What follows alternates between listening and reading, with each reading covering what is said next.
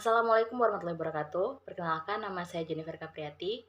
Pada hari ini, izinkan saya untuk mempresentasikan terkait dengan folklore, ungkapan pantang larang, kepercayaan tentang kehamilan yang beredar dalam masyarakat Jawa.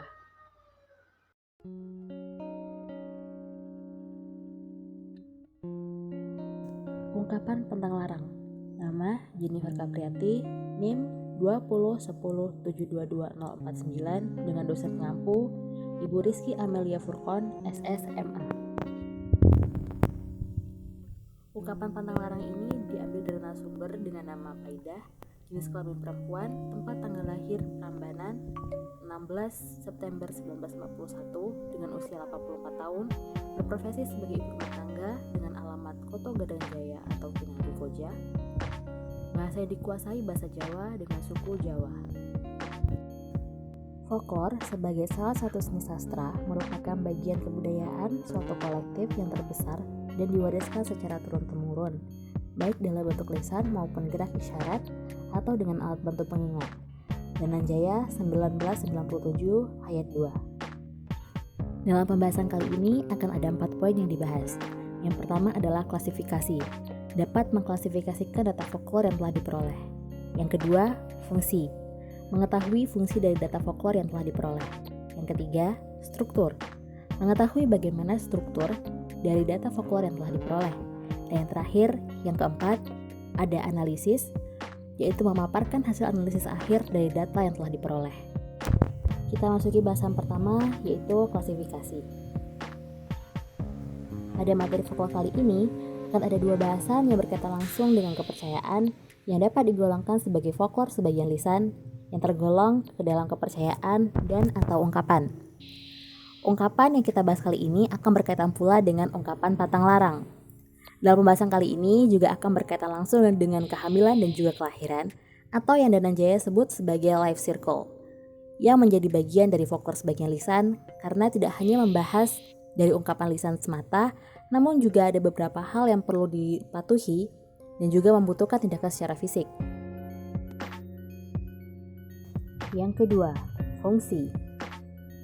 Dalam folklore ada 4 fungsi utama. Yang pertama, folklore sebagai sistem proyeksi.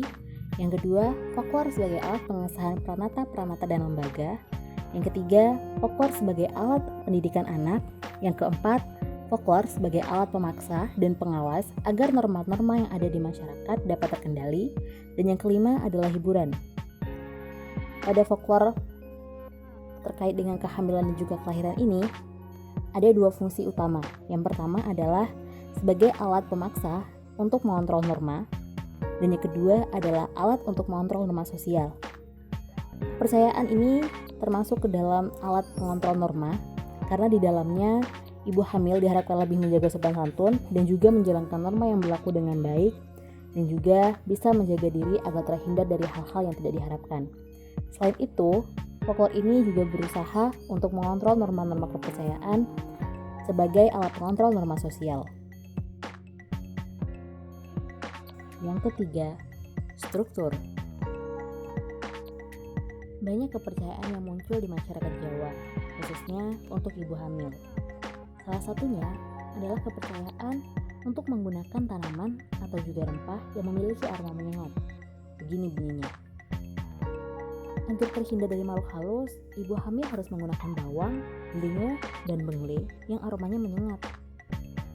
Ungkapan tersebut terdiri atas 3 bagian. Yang pertama, agar terhindar dari makhluk halus sebagai sebuah akibat, ibu hamil harus memakai bawang, delingo, dan bengle sebagai tanda. Dan bagian ketiga, yang baunya menyengat, yaitu sebagai sebuah sebab. Karena memiliki aroma yang menyengat, maka delingo, bengle, dan juga bawang digunakan untuk melindungi ibu hamil dari makhluk halus. Itulah mengapa kepercayaan ini dapat digolongkan sebagai kepercayaan atau pula ungkapan sebagian lisan, karena tidak hanya membutuhkan ucapan secara lisan, kepercayaan secara lisan, namun juga memerlukan sebuah tindakan. Yang keempat, analisis. Banyak kepercayaan yang berkembang terkait dengan kehamilan.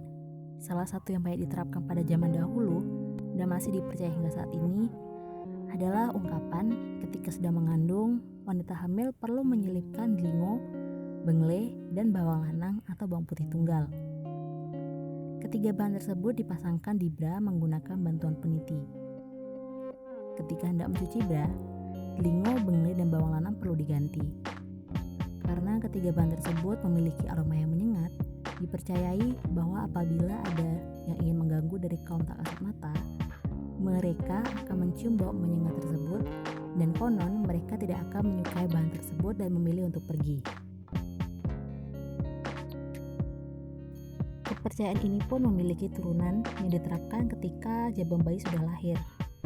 Masyarakat Jawa memiliki tradisi untuk menguburkan ari-ari di depan rumah.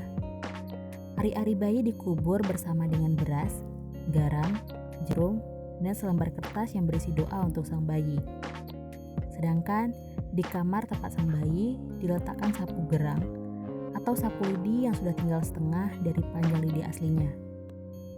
Di salah satu lidi ditancapkan bawang merah atau bawang putih, cabai merah, dan delingo serta bengle. Tujuan penggunaan bawang, cabai, delingo, dan bengle masih sama seperti sebelumnya, yaitu menjauhkan dari makhluk halus. Sedangkan fungsi beras untuk makanan korin sang bayi. Garam digunakan untuk mengusir makhluk halus. Itulah mengapa garam disertakan ke dalam penguburan ari-ari. Kepercayaan ini sudah lama melekat di masyarakat Jawa. Sayangnya, kepercayaan ini sudah tidak dapat lagi ditemukan di masyarakat Jawa yang berada di Padang, Sumatera Barat. Kepercayaan ini sudah lama luntur, terhitung sejak 2010 hingga saat ini. Tak ada lagi yang pernah menggunakan jimat yang berasal dari delingo, bengle, bawang merah, ataupun bawang putih. Berikut ini adalah gambar dari delingo dan juga bengle. Kemudian jimat yang sudah dikeringkan dan dibuat kalung, serta jimat yang digunakan pada pakaian bayi, dan lidi yang ditancapi oleh bawang merah, bawang putih, ataupun cabai. Demikianlah presentasi dari saya. Terima kasih sudah menyaksikan. Sampai jumpa di lain kesempatan dan wassalamualaikum warahmatullahi wabarakatuh.